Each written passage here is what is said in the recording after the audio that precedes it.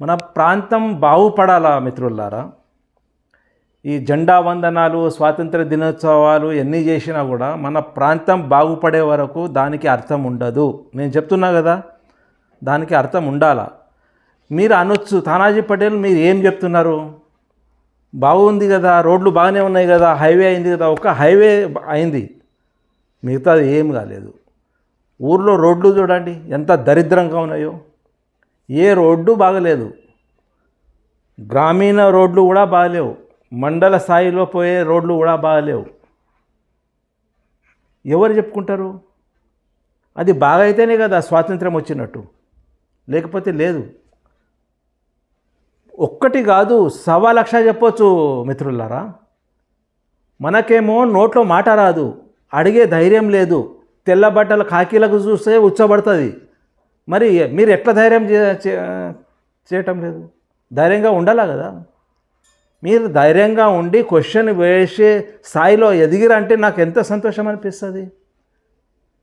మీ దగ్గర ఎన్ని కోట్లు ఉన్నాయో నాకు అవసరం లేదు, ఎన్ని 100 ఎకరాలు ఉన్నాయో మనకు అవసరం లేదు. మీ దగ్గర డబ్బులు ఎన్ని ఉన్నాయి, బంగారం ఎంత ఉంది, నాకు అవసరం లేదు. కానీ మీ దగ్గర ఒక్కటే ఉండాలా, ఆత్మస్థైర్యం. బరాబర్ అడుగుతా, ఏదైనా ఆపద వస్తే బరాబర్ అడుగుతా, నిలదీస్తా అనే స్థాయి ఉండాలి మీది. మీరు మాట్లాడకపోతే చాలా ఇబ్బందులు అవుతాయి భవిష్యత్తులో. ఏది చక్కగలేదు. మీరు అనొచ్చు, తానాజీ పటేల్ అన్నీ బాగానే ఉన్నాయి కదా అని. ఏది బాగలేదు, ఏది బాగలేదు. చాలా వెనుకబడ్డ ప్రాంతం. నాకు చాలా బాధ అనిపిస్తుంది. ఒక్కొక్క ప్రాంతాన్ని చూడగానే మా జుక్కలకు ఏం రోగమైందిరా నాయన, ఎందుకు డెవలప్ అవుతలేదు అని అంటాం. మన దగ్గర ఉన్న నాయకులు అట్లనే ఉన్నారు. వాళ్ళకు కూడా అనడం కాదు, మన ప్రాంతంలో ఉన్న ప్రజలకు అనాల. ఫస్ట్ వాళ్ళు మాట్లాడే దమ్ము ధైర్యం లేదు. మాట్లాడితే ఏం కొంపలు అంటుకపోవు, ఏం రోగం రాదు. మాట్లాడితే ఇంకా భయమే ఉంటుంది. మనకు హక్కు ఉంది, మాట్లాడాలా, చెప్పాలా. నా ఏరియాలో నా గల్లీ బాగు చేస్తలేవు, నువ్వు 10 ఏళ్ళైంది ఈ గల్లీ అట్లనే ఉంది, ఎందుకు చేస్తలేవు? ఎవరికైనా అడగాల. నీ దగ్గర ఓటుతోటి వచ్చిన వార్డు మెంబర్ కానీ, సర్పంచ్ కాదు, ఎంపీటీసీ, జడ్పీటీసీ, ఎమ్మెల్యే, ఎంపీ, మంత్రి ఉన్నా కూడా అడగాల బరాబర్. ఏం పోతుంది? అడిగితేనే కదా మన ప్రాబ్లమ్స్ దూరం అవుతాయి. అడగకపోతే చూడండి ఎంత ఇబ్బంది అవుతుంది. ఒక్కొక్క మండలంలో పోయి చూస్తున్నా, వాళ్ళకు ఆడపిల్లలకు విద్యా వ్యవస్థ కూడా సరిగా లేదు. వాళ్ళ టాయిలెట్లు కూడా వాళ్ళకు సరిగా నిర్మించి ఇవ్వలేదు. ఎవరు చెప్పుకుంటారు? ఒక్కొక్క ప్రాంతంలో అయితే ఘోరాతి ఘోరంగా ఉంది. మన ఏరియాలో బిచ్కుందా కానీ, పిట్లం కానీ, డోంగ్లీ కానీ, మద్నూరు కానీ, జుక్కల్ కానీ, ఏ ప్రాంతంలో పోయినా దరిద్రం అట్లానే ఉంది. ఇది ఒక్కటే మనం మాట్లాడకపోవడం. నాకెందుకు అంటే రేపు నీ వరకు వస్తుంది. నా ఇంటి సమస్య అనుకునే మాట్లాడాలా, అడగాల, చేయించుకోవాలా. అప్పుడు స్వాతంత్రం వచ్చినట్టు. ఊరికే జెండా ముందు పోయి మనం సెల్యూట్ కొడితే స్వాతంత్రం కాదు. స్వాతంత్రం మీనింగ్ ఏంటంటే మనం బాగుపడ్డాం. గతంలో ఉన్నట్టు ఇప్పుడు లేము, మనం చాలా బాగుపడ్డాము. మా ఊరు చాలా మంచిగా అయింది. అన్ని ఏరియాలో మంచి ఇండ్లు కట్టుకున్నారు. వాళ్ళ ప్రతి ఇంటి ముందు బైక్ వచ్చింది. మన ప్రతి ఒక్క కుటుంబానికి మంచి వెహికల్స్ అరేంజ్ అయినాయి, కార్లు వచ్చినాయి. మనం లగ్జరీ లైఫ్.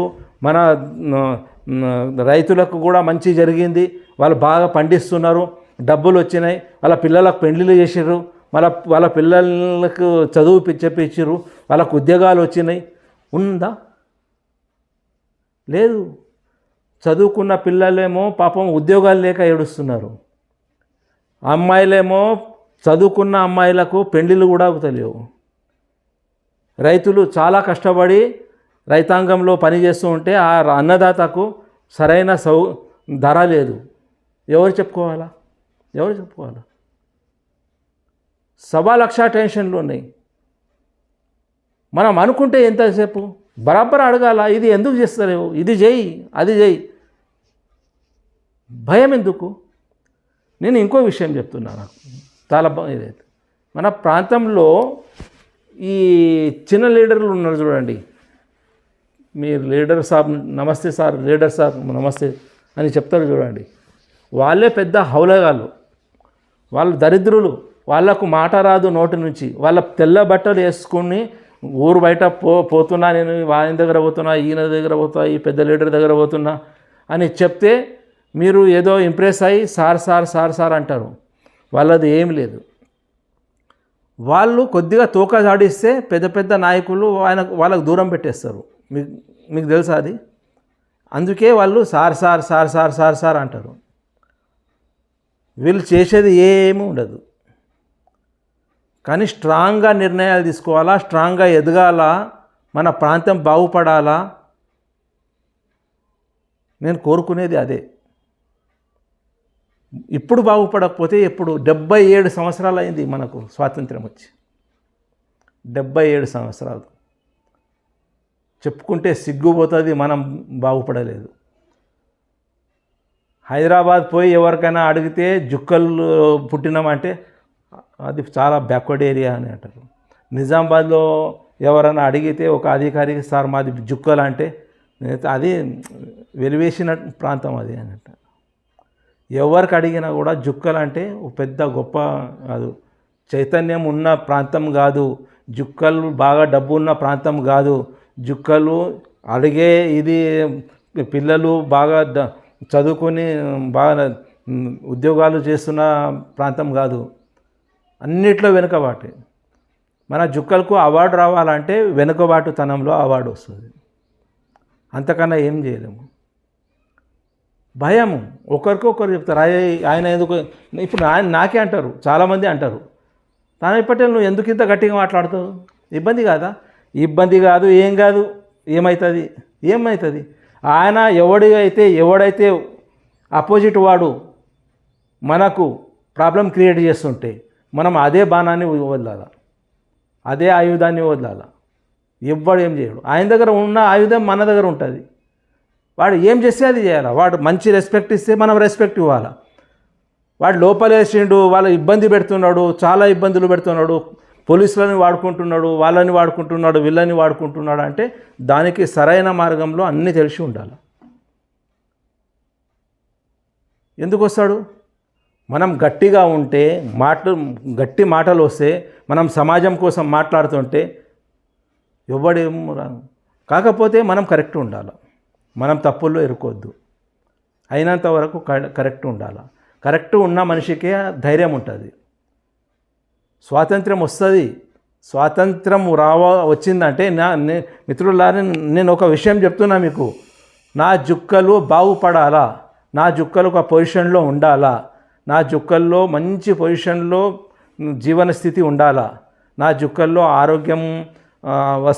ఆరోగ్య వసతులు బాగుండాలా, దవాఖానాలు మంచిగా ఉండాలా, నా జుక్కల్లో ఏదైతే చదువు ఉన్నదో ఆ మెరుగుపడాలా, జుక్కల్లో చదువు ఇది ఉండాలా, మహిళల కోసం మంచి ఉండాలా, కుటీర పరిశ్రమలు ఉండాలా జుక్కల లోపల. ఎంతోమంది ఇక్కడే దగ్గరే ఉండి పని చేసి సంపాదిస్తారు, మంచి పొజిషన్లో వస్తారు. ప్రతి ఫీల్డ్లో టాప్లో ఉండాలా జుక్కలు.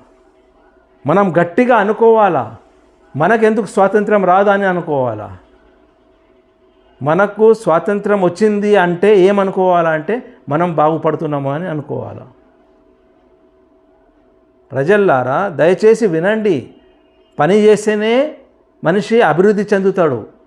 ఏ పనైనా ఉండని పని చేయాల. ఊరికే తిని బాగా చెట్టు కింద కూర్చొని పత్తలాడి ఉన్న పైసలు ఏది వేస్తే అట్లాంటి మూర్ఖులకు దగ్గర కూడా రానియకండి. ఎవరికైనా తాగే షోకు ఉంటే ఒకటో రెండో బీర్లు తెచ్చుకొని ఇంట్లో తాగండి, చావండి. కానీ బయట తాగి యాక్సిడెంట్లు అయ్యి చావకండి. అట్లా ఏది మంచిది కాదు. అతి ఏది మంచిది కాదు. నేను చెప్తున్నా కదా, ఉన్నది ఉన్నట్టుగా మాట్లాడాలా. మీది తప్పు లేకపోతే మీ మీద కేసు అయితే సిఐకి చెప్పాలా, ఎస్ఐకి చెప్పాలా. వినకపోతే డైరెక్ట్ హ్యూమన్ రైట్ కమిషన్కు ఇది చేయాలా, కంప్లైంట్ చేయాలా. నా జీవితాన్ని ఇట్లా నాశనం పట్టిస్తున్నారు, వాళ్ళ దగ్గర అధికారం ఉండబట్టి ఇట్లా చేస్తున్నారు, వీని మీద చర్య తీసుకోండి అని అనాలా. ఏదైనా పోలీస్ డిపార్ట్మెంట్లో ఉన్నా కూడా అధికారి మనకు కావాలని, నువ్వు అమాయకుడు ఉన్నావంటే, నీ మీద కావాలని ఇబ్బంది పెడుతుంటే నువ్వు బరాబర్ ఎస్పీ వరకు పోవచ్చు. ఎక్కడో ఒక దగ్గర న్యాయం జరుగుతుంది. ఒకటే మిత్రులారా, మనము తప్పు చేయనప్పుడు భయపడాల్సిన పరిస్థితి లేదు ఒకటి. రెండవ విషయం ఏంటంటే, మనము తిని ఊరుకున్నా కూడా తప్పు. మనం ఏదో పని చేయాలి, ఏదైనా పని ఉండని. నీకు గొర్రెలుగా పెంచాలని ఉందా, గొర్రెలు పెంచు. మేకలు పెంచాలని ఉందా, మేకలు. కోళ్ళు పెంచాలని ఉందా, కోళ్ళు పెంచు.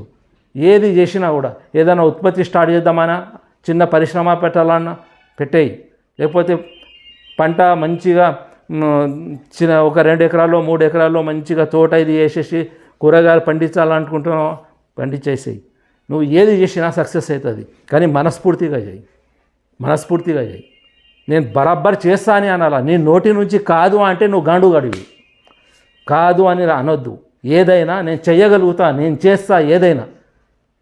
మీరు ఎప్పుడైనా గుర్తుపెట్టుకోండి, ఒక్కొక్కడు దరిద్రుడు ఉంటాడు. ఒక పని చెప్పగానే ఇది నాతోటి కాదు, ఇది నాతోటి కాదు, అట్లాంటివన్నీ దగ్గర కూడా రానియద్దు. ఎందుకంటే వాడు పని దొంగ ఉంటాడు, కామ్చోర్. పని దొంగలు సమాజంలో ఉండే హక్కు కూడా లేదు. అట్లాంటివి మీరు మీ దోస్తానా మంచి యాక్టివ్ ఉన్న పిల్లలతోటి, యాక్టివ్ ఉన్న జనాలతోటి ఉండాలి. చేయండి, ఏ పనైనా చేయండి. మన దగ్గర ఇంకో దరిద్రం ఏంటంటే, మీకు చెప్తున్నా, ఎవడన్నా బాగుపడుతుంటే వాని కింద ఏలు పెట్టడానికి చూస్తారు. అట్లాంటి వాళ్ళని గుర్తించండి. వాడు ఒక్కసారి కాదు 4 సార్లు మీకు ఇబ్బంది పెడుతుంటే ఒక సీసీ కెమెరా లాంటిది ఏర్పాటు చేసి వాడిని జైలు పంపించవచ్చు. ఎందుకంటే పని చేత కాని వాడు, మనం డెవలప్ అయ్యే చేత కాని వాడు, వేరే పక్కవాడు బాగుపడుతుంటే వానికి ఏలు పెడతారు, ఇబ్బంది పెడతారు. నేను చెప్పే విషయం ఏంటంటే ప్రజలారా, మనం బాగుపడాలా. మనం ఈరోజు ఉన్నట్టు రేపు ఉండకూడదు, రేపు ఉన్నట్టు ఎల్లుండి ఉండకూడదు. ఫలానా మనిషి అరే మొన్న చాలా ఇబ్బందుల్లో ఉండారా 4 నెలల క్రితం, ఇప్పుడు మంచిగా అయినరా అనుకోవాలా జనాలు. నీ జర్నీ చూస్తే ఎదుటి వానికి ఓహో ఎంత గొప్పగా చేసిన అలా. నీ పంట కూడా, నీ భూమిలో పంట పండిస్తుంటే మంచిగా ఇది వచ్చిందంటే, మంచి దిగుబడి వచ్చిందంటే ఎదుటి వానికి ఆశ్చర్యకరంగా ఇది కావాలా, నేను కూడా పెడితే బాగుంటుంది అన్నది. అప్పుడే మనకు స్వాతంత్ర్యం వచ్చినట్టు.